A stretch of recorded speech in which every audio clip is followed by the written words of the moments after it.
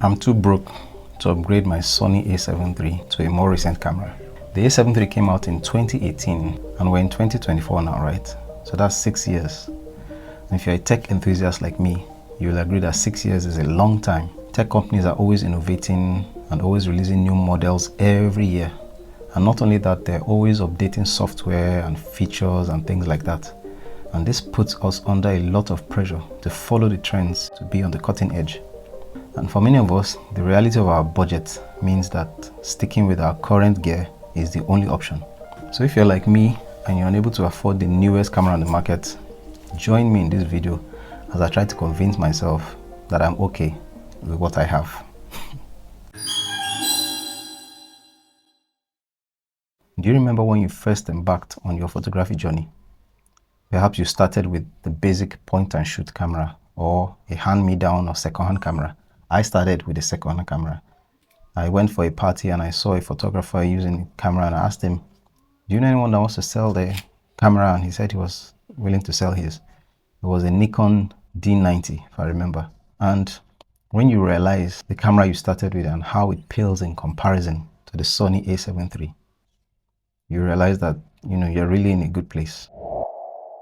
Remember the excitement of capturing your first decent photo with that camera, your first camera. The thrill of experimenting with different settings and the sense of accomplishment with each improvement.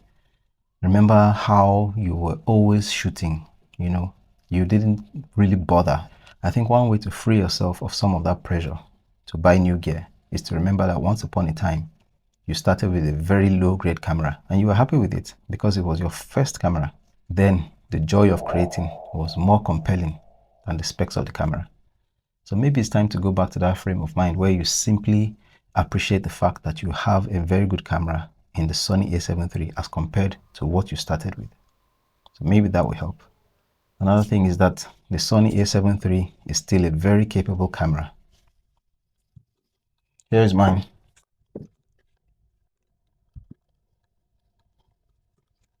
All rigged up. So despite its age, the Sony a7 III is still a very capable camera.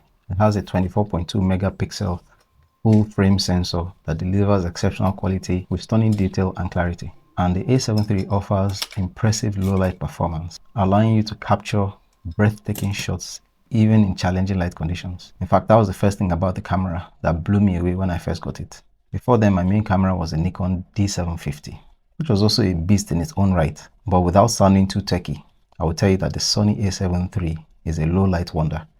The difference was so clear. In addition to its remarkable photography qualities and capabilities, the a7 III still shines in the realm of videography. It shoots 4K up to 30 frames per second with full pixel readout, and it produces cinematic quality footage with remarkable detail and dynamic range. I'm still blown away by its image quality when I use it to make videos. And the other thing I'll mention here is its advanced autofocus system, featuring 693 phase detection points and 425 contrast detection points. This ensures smooth and precise focus tracking for both stills and video. So Sony a7 III, still a very good camera, still very good technically speaking. Yeah, I know that the latest and greatest have probably more advanced features, but these specs I just read out to you are pretty impressive by themselves compared to, remember what I said, compared to your first camera. Now, in pursuit of the latest gear, it's easy to lose sight of what truly matters in photography, which is creativity and growth. Instead of longing for what your camera lacks, I think it's important to focus on maximizing its potential and pushing yourself and pushing your creative boundaries. If you be honest with yourself, for some of us, how well do you truly know your camera? How well do you really know the camera you're currently using? Just because you use it every day doesn't mean that you have maximized its capabilities. So I think the challenge here is to experiment with different shooting techniques, explore different styles, challenge yourself, to see the world through fresh eyes. One great thing to do is give yourself a photography challenge. And decide that for the next 1 week, you're going to shoot just black and white photography. Or for the next 1 week, you're going to shoot just nature. Or, if you're a portrait photographer, try something different. Just go out there and shoot. Remember the joy of shooting that you had when you first started photography. Then you didn't bother about the camera you had. You just wanted to shoot all the time. So maybe one thing to do is just take your camera out every day and shoot. Forget about whether it's the latest, forget about the things you don't like about it. Go out there and create. The next point is very, very important. To get the best in the world of photography, you must share your journey with other people. And one good way is to join an online community. When you get on platforms like 500pixels.com and others, and you see the magic that people are creating with that same very camera that you're thinking of dumping or changing, you realize that it's not really about the gear, but it's about you, the photographer. Joining online forums, attending local meetups, being part of a WhatsApp group, or collaborating with like minds. It's important to surround yourself with other people, and you might just get inspired, and you might even get the support you need to actually reignite your love for photography and to reignite your love for your present camera.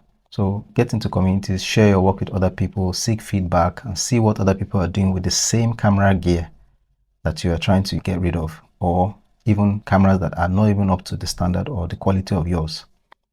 It will challenge you, it will inspire you. When I get on 500 pixels sometimes and I see some amazing landscape photos or still life photos or portraits, and I check the details and I find that it was done with an old Canon or an old Sony or an old Nikon, I'm like, wow.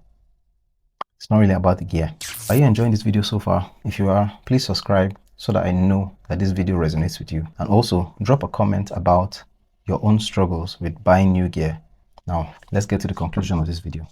So in conclusion, I won't lie. I'm frequently tempted to go out there to look for money I don't have, to buy, a Sony FX3 or a Sony a6700 that just came out, to buy something really new.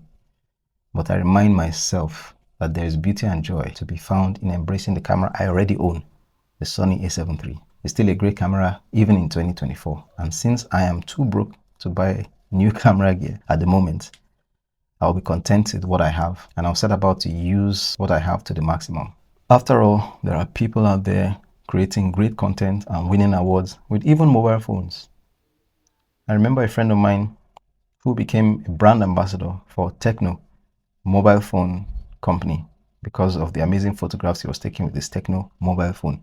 It's not even anywhere near an iPhone in terms of quality of images, but he was creative. His pictures told stories. So maybe focus on storytelling rather than on your gear. When he became a brand ambassador, it did a lot of good for him.